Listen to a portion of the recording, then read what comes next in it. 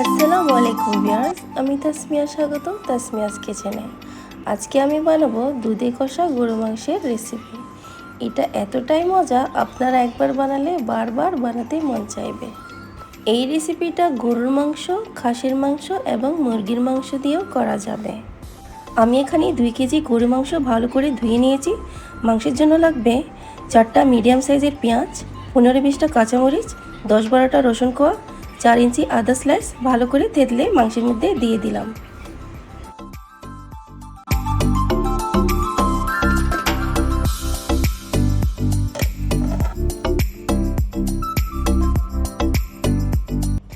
এখন দিচ্ছি স্বাদ মতো লবণ, 3 টেবিল চামচ ধনিয়ার গুঁড়া,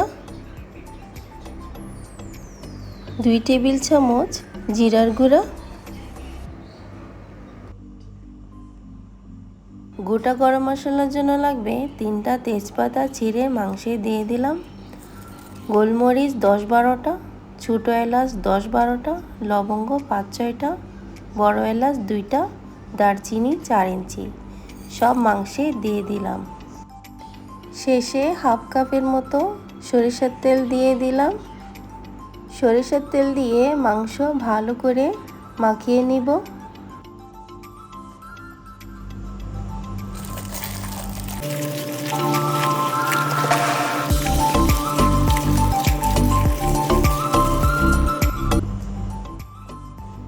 মাখানো হয়ে গেলে 1.5 কাপ মানে 1.5 কাপ দুধ মাংসের মধ্যে ঢেলে দেব।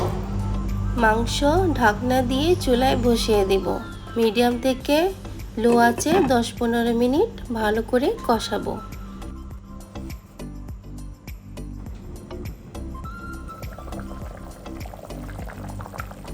কষানো হয়ে গেলে মাংস থেকে পানি বের হয়ে আসবে।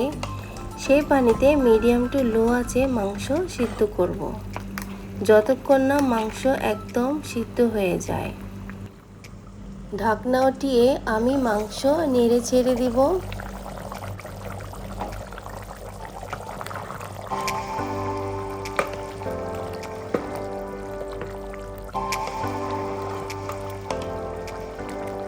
মাংস লো আঁচে রান্না করব আরও 10-15 মিনিট পর্যন্ত।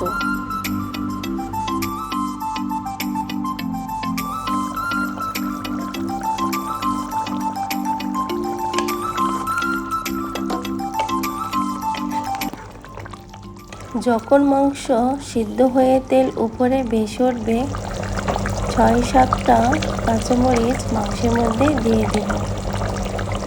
5-10 মিনিট ঢাকনা দিয়ে মিডিয়াম টু লো আঁচে রান্না করব। ব্যাস, তারপর হয়ে গেল আমার মজাদার দুধে কষা গরু মাংসের রেসিপি। এখন এই গরম গরম দুধে কষা গরু মাংস পোলাও, পরোটা, রুটি কিংবা সাদা ভাতের সাথে পরিবেশন করুন। খেতে অসাধারণ লাগবে। যদি আমার এই রেসিপিটা আপনাদের ভালো লেগে থাকে, লাইক, শেয়ার, সাবস্ক্রাইব করতে ভুলবেন না কিন্তু। ধন্যবাদ।